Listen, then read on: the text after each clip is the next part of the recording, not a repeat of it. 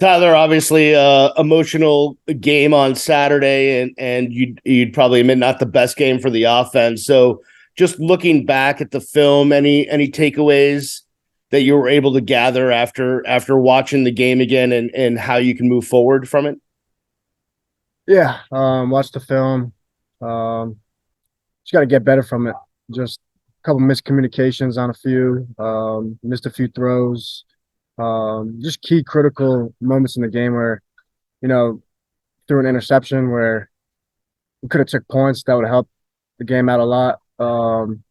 Couple of missed third down throws. So just little stuff like that that kind of just, bit us in the butt, So overall, we had 450 yards offense, but just the critical moments in the game at key times really hurt us. So yeah, we're just really focusing on that, getting better from that, and putting that game in the past. Yeah, it sucks. Yeah, we know we should have won the game, but we got to move on from it. We got a tough matchup this week, and just got to get ready for that. Next, we'll go to Adam Lichtenstein at the Sun Sentinel. Adam, go ahead. Hey Tyler, how's it going? Good. How are you? Good. Obviously, no one wants to lose. No one likes it. No one enjoys it. But does it ever, almost kind of help maybe to like after, getting off to a good start, does it kind of maybe help snap kind of people's attentions back or anything like that?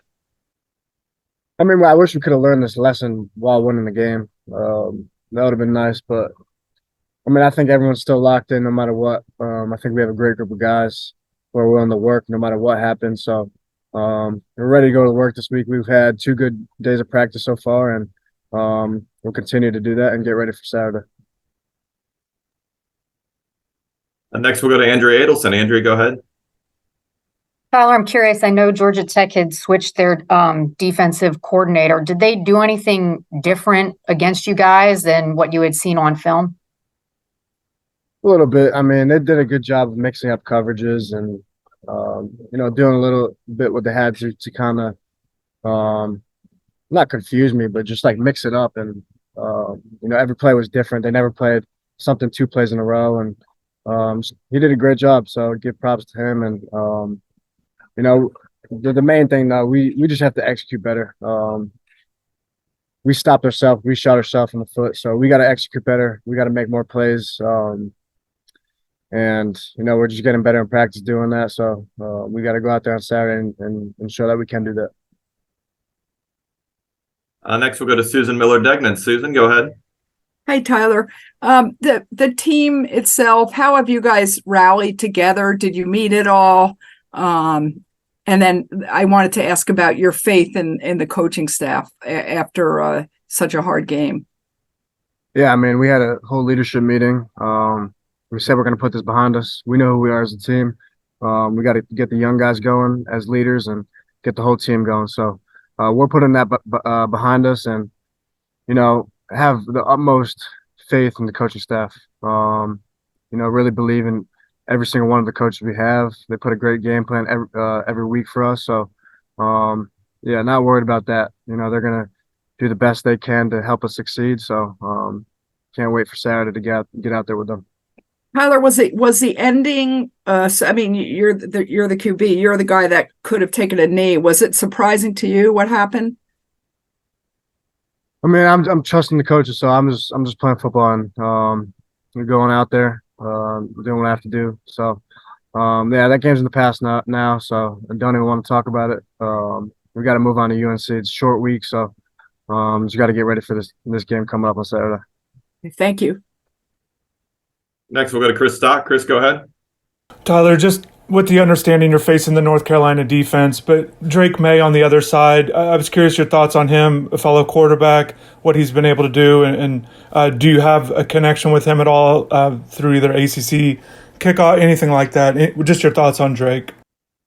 Yeah, unbelievable player. Really accurate, makes plays with his feet, true leader. Yeah, I met him at a UNC football camp back in when I was a sophomore and he was maybe a freshman. So we connected there a little bit, and then he was at the Manning Passing Academy as well as me. So this past summer, so really connected with him there, and have a pretty good relationship with him based off those 2 times we connected. So yeah, really great player. Just excited to go against him. Next, we'll go to Matt Shodell. Matt, go ahead. Yeah, hey Tyler. I wanted to ask you. Obviously, Xavier is having a great season. And I was just looking at, for what it's worth, Pro Football Focus says he's been targeted 43 times by you, which is way more than Jacoby or Colby. And is that sort of a function of the type of offense it is, or just how Xavier's getting so open? Do you think you'll be looking to maybe get other guys more involved moving forward? Just sort of your take on just the overall passing offense and the number of guys that you want to be targeting in games. Yeah, I mean, it might be the type of offense, but I mean, there's certain plays where it targets the outside receivers more, certain plays where the inside guy gets the ball more. I mean, I would say on third down, stuff like that. The slot receiver is usually the first option on third and medium plays, and then it goes to the outside guy. So it kind of just depends what the type of the game, how it's going. Third and longer plays, it'll probably go to the outside guy more. So it kind of just depends, honestly. But yeah, he does a great job getting open, catching the ball, and making people miss. Next, we'll go to Marcus Benjamin. Marcus, go ahead. Hey, Tyler, wanted to ask about just your thoughts about the defense of North Carolina.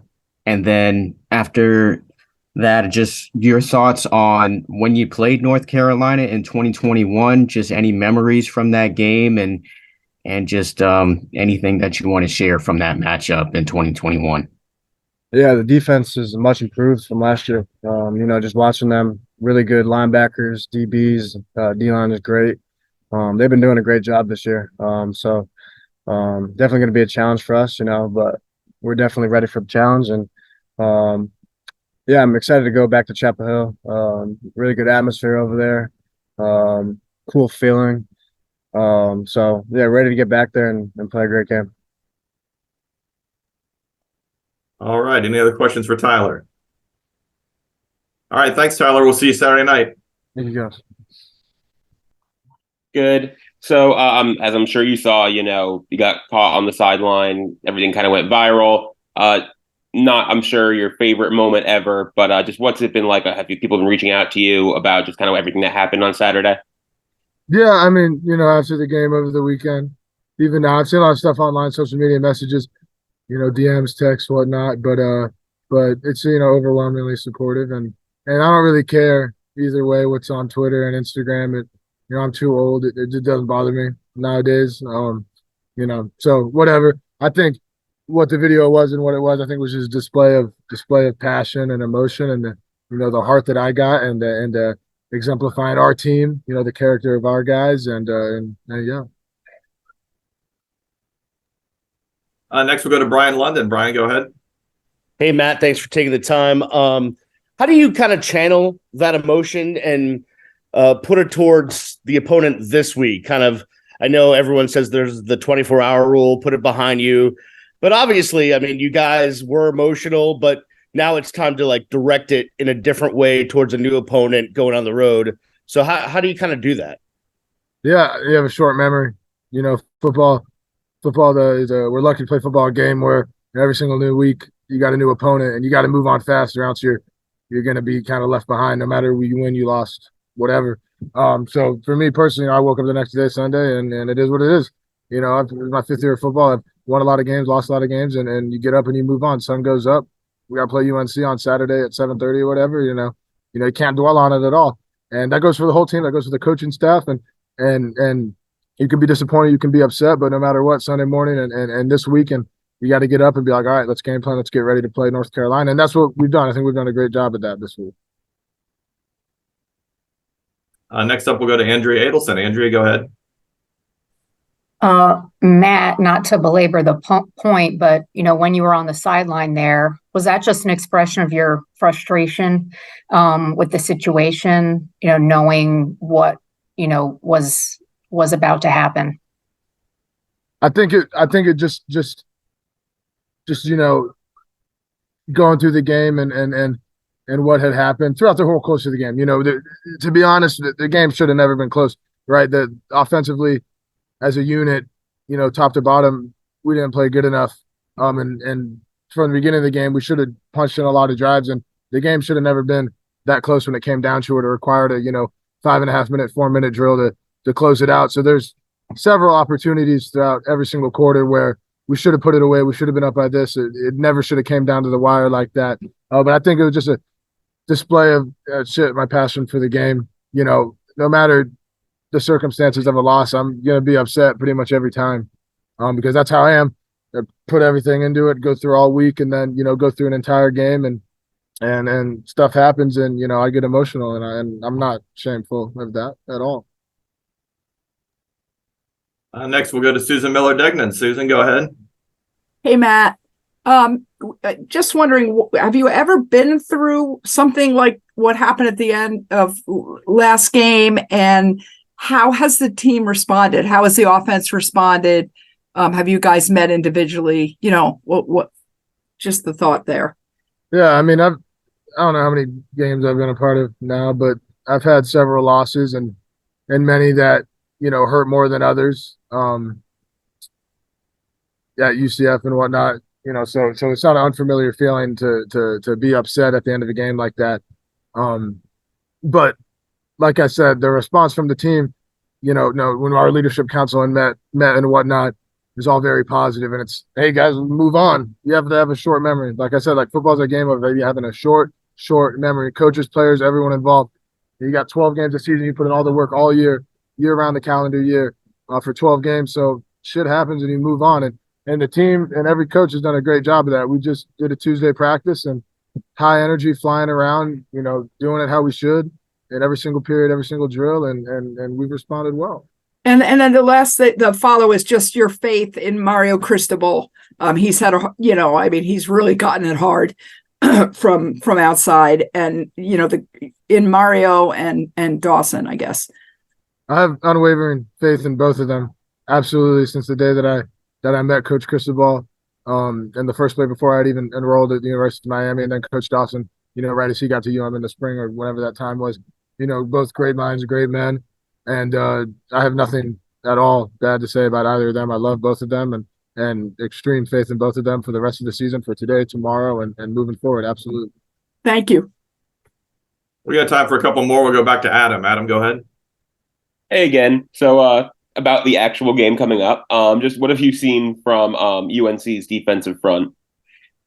Yeah, they're a good football team, right? They're well coached. They're not super complex in the front seven with their down linemen and their linebackers. They run a lot of 4 down. They'll get into odd and whatnot, but not a super duper complex mental wise. But they got good football players. They play good, sound football. They're well coached. Their D line's got size. They got talented guys across the board, and yeah, I mean they're a solid football team with solid, talented players. And we'll wrap up with Marcus Benjamin. Marcus, go ahead. Hey, Matt, right after the game, you tweeted out an emotional tweet. Just kind of wanted to ask, why you tweeted that out and what compelled you to kind of do that? I think just the circumstances of what had happened. We had lost the game, and I got in the locker room, and I don't really look on the phone that much, but I got people sending me this and that. And, later that night, it's this on Twitter and this on Instagram and TikTok and blah, blah, blah. And I really do not give a shit about any of that. Like, it does not bother me one bit whatsoever. But I just felt like I wanted to just express myself a little bit in a positive manner. And hey, guys, it's okay. Like, you lose a game, you move on. Shit, not a big deal. Short memory, like I said, and let's go get after it next week.